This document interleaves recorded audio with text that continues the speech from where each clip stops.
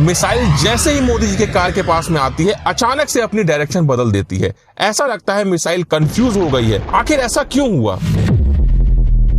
आज मैं 3D animation से दिखाऊंगा एक ऐसा खतरनाक सिक्योरिटी कंपैरिजन जिसमें एक तरफ है इंडिया के सबसे अमीर आदमी मुकेश अंबानी और दूसरी तरफ है इंडिया के प्राइम मिनिस्टर नरेंद्र मोदी, जिनकी महीने की सैलरी लगभग 1,60,000 रुपए है। वहीं मुकेश अंबानी 1,60,000 रुपए 4 से 5 सेकंड के अंदर ही कमा लेते हैं। मुकेश अंबानी के पास है मर्सिडीज बेंज S680 गार्ड, जो कि एक 10 करोड़ की कार है, और उसके सामने खड़ी है मोदी जी की car Mercedes Maybach S650 guard, जो कि एक 12 करोड़ की कार है। दोनों ही गाड़ियां बुलेट प्रूफ, ब्लास्ट प्रूफ और हाई लेवल के आर्मर्ड प्रोटेक्शन के साथ में आती हैं।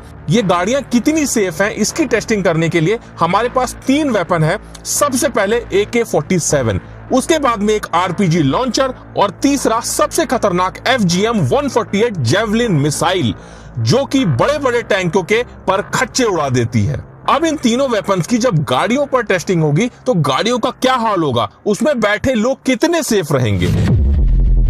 टेररिस्ट ने अपना टारगेट सेट किया और उसने AK-47 सबसे पहले मुकेश अंबानी के गाड़ी पर चलाई।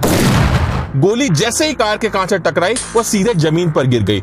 बस एक हल्का सा निशान उसके कांच पर आ गया, क्योंकि मुकेश अंबानी की गाड़ी का ये कांच लगभग 4 इंच मोटा है। और ये तो छोड़ दो, अगर हम इस गाड़ी के डोर को अलग करके देखें तो ये लगभग 5 से 6 इंच मोटा होता है और इसका एक डोर लगभग 250 किलो का होता है, जो कि हाइड्रोलिक सिस्टम से ऑपरेट होता है। एक बटन दबाने पर ऑटोमेटिक ओपन और क्लोज होता है। अब AK-47 तो कार का कुछ नहीं उखाड़ पाई। फिर ये टेररिस्ट गुस्से में आकर RPG लॉन्चर तान देता है। RPG जैसे ही कार से टकराती है बहुत तेज से विस्फोट होता है और जैसा कि आप देख सकते हैं कार में काफी बड़ा डेंट आ जाता है। लेकिन उसके बाद भी कार में बैठे मुकेश अंबानी को सिर्फ जोर की आवाज आती है, उसके अलावा कुछ भी नहीं होता है। वो कार में पूरी तरह से सेफ है, क्योंकि इस गाड़ी में आर्मर प्लेटिंग होती है।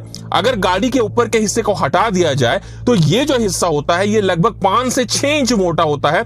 इसमें आर्मर प्लेटिंग होती है जो कि रेनफोर्स्ड स्टील, जो कि हाई क्वालिटी का स्टील होता है, और कंपोजिट मटेरियल जो कि बुलेट प्रूफ जैकेट में इस्तेमाल होता है, इनकी लेयरिंग से बनता है। ये देखने के बाद में टेररिस्ट बिना टाइम वेस्ट किए अपना सबसे खतरनाक वेपन FGM-148 जेवलिन मिसाइल को सीधा मुकेश अंबानी की गाड़ी पे फायर कर देता है। अब इस मिसाइल से कार पे क्या असर पड़ता है ये जानने से पहले तुम एक बात को समझ लो कि FGM-148 जेवलिन मिसाइल एक ऐसा खतरनाक वेपन है जिससे फाइटर टैंक भी पूरी तरह से डिस्ट्रॉय हो जाते हैं। ये मिसाइल जैसे ही मुकेश अंबानी की कार से टकराती है बहुत जोर का विस्फोट होता है और कार बहुत बुरी तरह से डैमेज हो जाती है। लेकिन अब भी मुकेश अंबानी को कुछ नहीं होगा, क्योंकि कार के अंदर के सारे एयर बैग्स ओपन हो जाते हैं, जिससे इस ब्लास्ट का पूरा इंपैक्ट एयर बैग पर होता है। मुकेश अंबानी पूरी तरह से सेफ रहते हैं। तो क्या लगता है मोदी जी के कार पे इन वेपन्स का क्या असर होगा? जैसे ही टेररिस्ट ने AK-47 मोदी जी के कार पर चलाई, कार को कुछ भी नहीं हुआ। RPG लॉन्चर चलाया, तब भी कार को कुछ भी नहीं हुआ। अब टेररिस्ट गुस्से में आकर जेवलिन मिसाइल उठाता है और सीधे मोदी जी की कार पर फायर कर देता है। मिसाइल जैसे ही मोदी जी के कार के पास में आती है अचानक से अपनी डायरेक्शन बदल देती है। ऐसा लगता है मिसाइल कंफ्यूज हो गई है। आखिर ऐसा क्यों हुआ?